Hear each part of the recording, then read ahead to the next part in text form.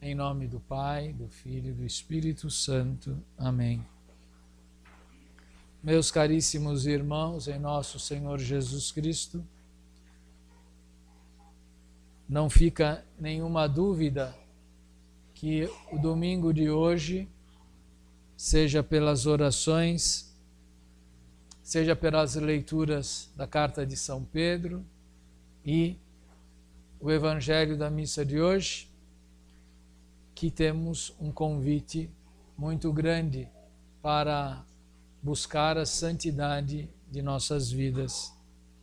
E particularmente nos faz lembrar também o dia de ontem, no qual celebramos a festa de um santo há pouco canonizado, São José Maria Escrivá. Um santo viveu no século passado, nasceu em 1902, em 1925, com 23 anos de idade, não é? No início da sua juventude, podemos dizer assim, foi ordenado sacerdote.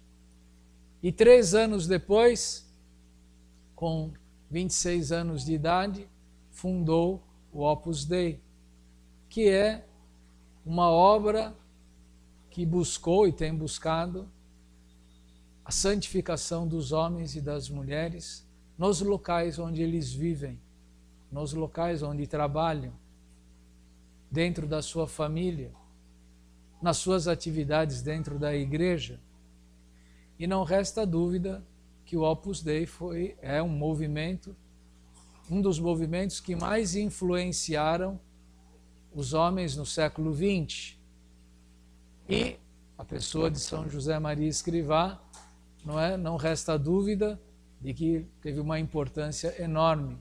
Ele morreu com 73 anos de idade, 1975, ao completar 50 anos, de vida sacerdotal. E a grande insistência dele está perfeitamente de acordo com isto que ouvimos na carta de São Paulo, que temos de ter sentimentos fraternos.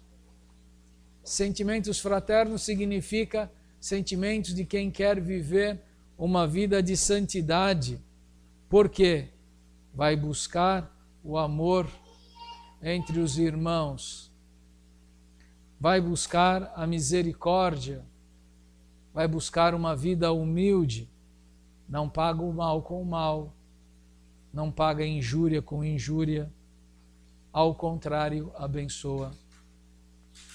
Por outro lado, podemos dizer também que nesse século XX e nesses primórdios do século XXI, não tem nada que seja alvo de tanto deboche e ridicularização como você falar de santidade. Um deboche que enche muitos católicos até de vergonha de falar sobre a santidade. Mas a gente vai procurar a origem desses deboches. Quem são os que debocham? E por que debocham? Bom, vemos que os inimigos da fé, os ateus, o comunismo, o marxismo, o socialismo, o materialismo, o capitalismo desenfreado, o consumismo, eles debocham, porque tudo que diz respeito à santidade vai contra o ódio das classes sociais. Como você vai falar de santidade num ambiente em que o princípio é a desordem, é o ódio? Como você vai falar de santidade num ambiente em que o egoísmo, o lucro está acima de tudo, o lucro desenfreado? Como você vai falar de santidade no ambiente em que as pessoas só vivem para consumir. Eu quero mais, eu quero mais, eu quero mais. Como nós vamos falar de santidade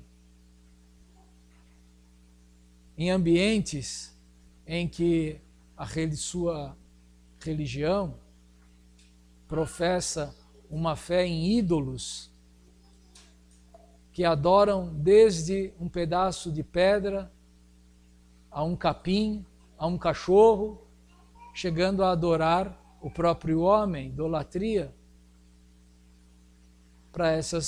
Nessas situações, a santidade é ridicularizada.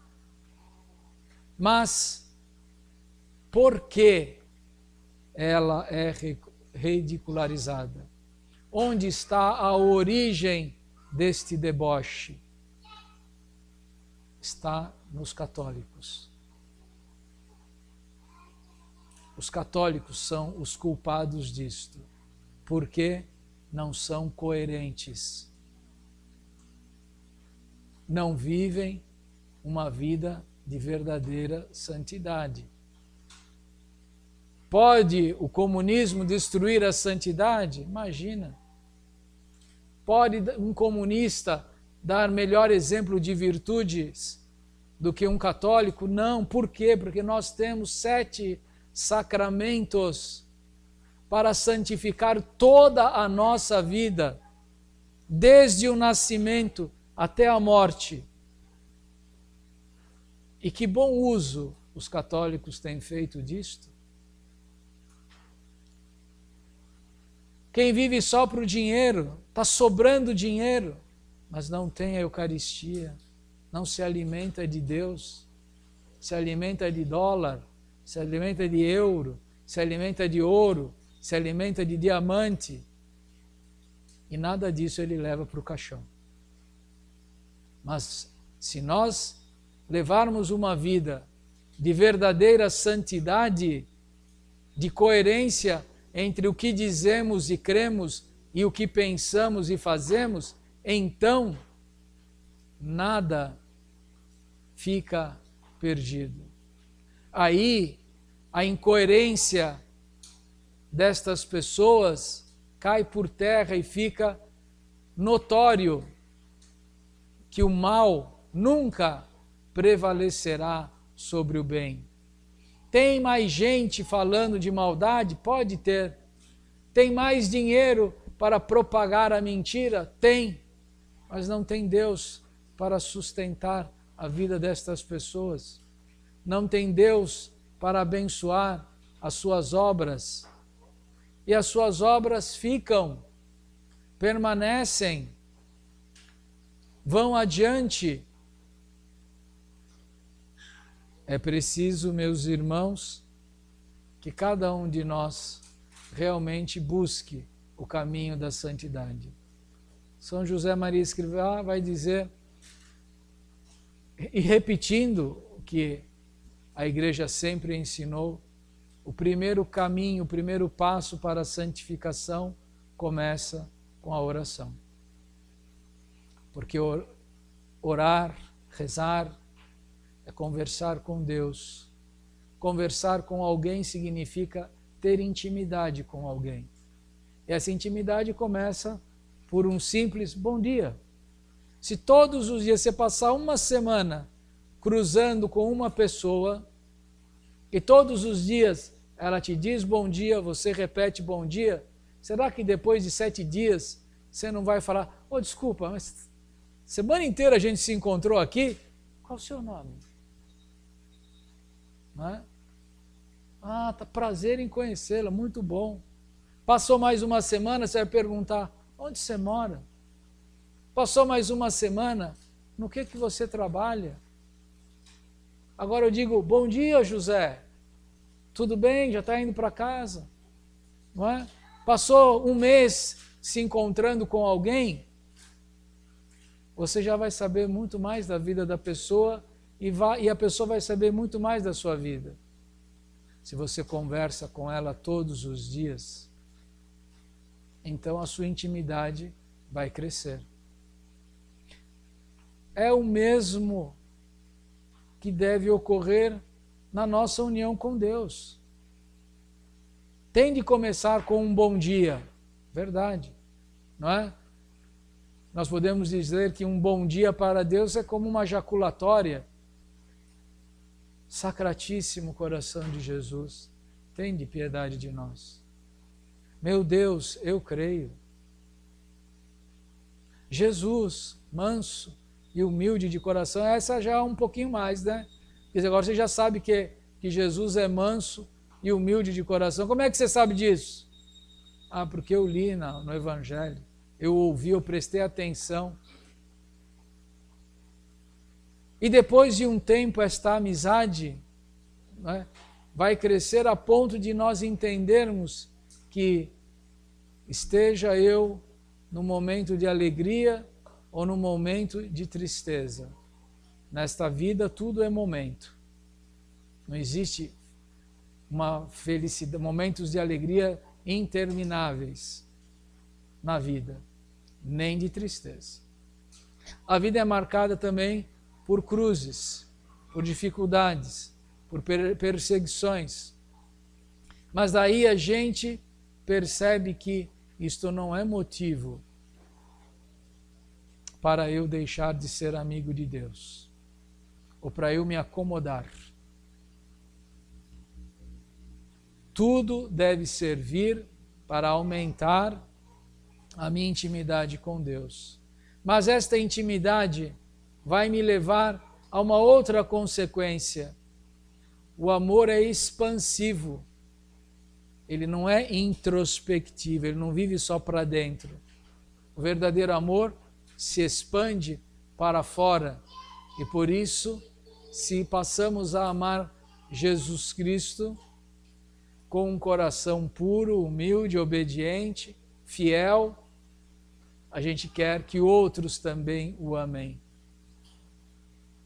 A gente também gostaria, ao ver pessoas que estão longe de Cristo e que possuem aparências de felicidade, nós também gostaríamos que elas pudessem também conhecer a Deus. E daí, o segundo passo desta amizade, desta busca da santidade, é ajudar os outros a conhecer Deus. E aqui vem o ponto falho, muitas vezes, dos cristãos.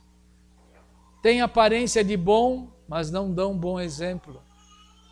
E por isso, naquele ambiente de trabalho, não é?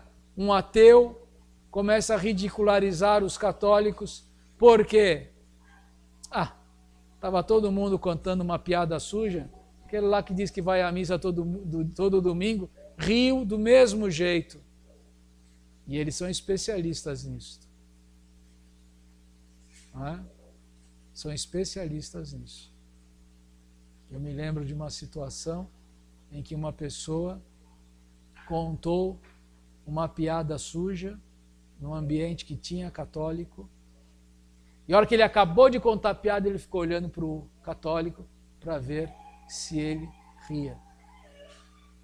Bateu de frente, vamos ver se ele tem respeito humano e vai rir, ou se a fé dele vai ser mais forte do que a piada. Não tem nenhum de nós que não passe por uma situação dessa. Mas se não houver coerência entre a nossa vida e o exemplo da nossa vida, a gente vai realmente cair no ridículo. É o motivo de deboche dos maus para com os bons. Portanto, vamos pedir a nosso Senhor, por intercessão de Nossa Senhora, por intercessão de São José Maria Escrivá, que possamos observar com atenção o Evangelho, que está pedindo para nós irmos além. Olha, até agora vocês faziam isso, agora eu quero que façam mais, vão além. Não é? Antes falavam alguma coisa de ruim, não é mais para falar, ofender o próximo. Por quê? Porque a ofensa não ajuda em nada na conversão de uma pessoa.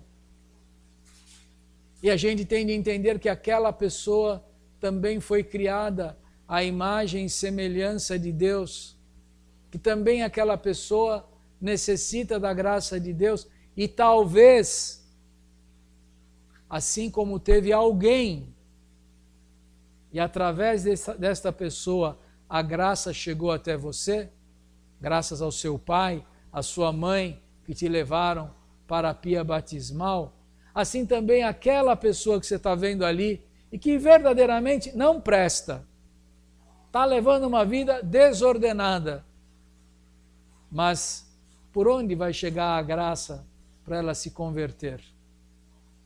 Através do exemplo da sua vida. Talvez não seja necessário tantas intervenções, tantas discussões, talvez não seja necessário humilhar a pessoa em público. Para que isso? Você foi humilhado em público para se tornar católico? Mas o exemplo que você der, isto vai marcar a pessoa. Pode não ser no primeiro dia, pode demorar um mês, pode demorar muitos anos, pode ser que a conversão vai chegar só no fim da vida, mas você vai continuar sendo o canal da graça para essa pessoa. Por isso, eu peço a todos que não coloquem limitações nas suas orações para um número de pessoas. Ah, vou só rezar pelos meus parentes, pelos meus amigos. Não, amplia um pouco o leque. Reze pelos parentes dos seus parentes. E nem todo mundo que é parente do seu parente é teu parente, concorda? Não é? Nem todo mundo é teu amigo, de ir lá na sua casa. Às vezes é um conhecido, é um colega, é um, como a gente fala, um companheiro de trabalho. Às vezes é um amigo de ônibus. Quantas vezes quem toma ônibus, né, pega o ônibus com a mesma pessoa, ou do trânsito. Eu não sirvo de exemplo, mas vou dar um exemplo para vocês. Umas 3 ou 4 vezes eu já cruzei no meio do trânsito, no meio da cidade de São Paulo, fazendo uma curva num lugar complicadíssimo de trânsito. Cruzei umas 3 ou 4 vezes com um rapaz, bastante, aparentemente exótico, vamos dizer assim, sem fazer juízo. Mas, da última vez que eu cruzei, eu falei, não é possível que eu cruzei de novo com esse sujeito. Ele nunca me viu e nunca eu vi, nunca nem cumprimentei, provavelmente nunca. Eu parei, vou rezar uma Ave Maria. Não pode ser à toa que isso está acontecendo. No meio de 10 milhões de pessoas, no meio de milhões de ruas em São Paulo, você cruzar, não é, numa situação totalmente confusa, cruzar com uma pessoa na rua, alguma coisa tá. Eu dei uma bênção porque eu sou um padre e rezei uma Ave Maria por ele. O que Deus vai fazer disto? Não sei, mas eu acho que à toa não é. Então, o mesmo acontece com todos vocês. A gente tem de dar bom exemplo, a gente não pode limitar. Tem de colocar todos, inclusive, pode ser o último da lista, não tem problema. Pode ser os inimigos. Eles podem ser os últimos da lista, claro, mas temos de rezar por eles também. Porque não poderia haver maior consolação no fim de nossas vidas do que a gente conseguir, não é, a amizade de um inimigo que se converteu ou a mudança de vida de uma pessoa por quem a gente rezou a vida inteira. Este é um caminho da santidade que nós não podemos abandonar nunca. E assim, pelo menos, ninguém vai poder ridicularizar a nossa fé, a nossa religião, os ensinamentos de nosso Senhor Jesus Cristo ao olhar para a nossa vida. Pelo menos não vai ter argumento neste momento. Em nome do Pai, e do Filho, e do Espírito Santo. Amém. Ave Maria, cheia de graça, o Senhor é convosco. Bendita sois vós entre as mulheres, e bendito é o fruto do vosso ventre, Jesus. Santa Maria, Mãe de Deus, rogai por nós, pecadores, agora e na hora da nossa morte. Amém. In nome del Padre, del Figliolo e dello Spirito Santo, e così sia. Sia lodato Gesù e Maria, e buonanotte a tutti.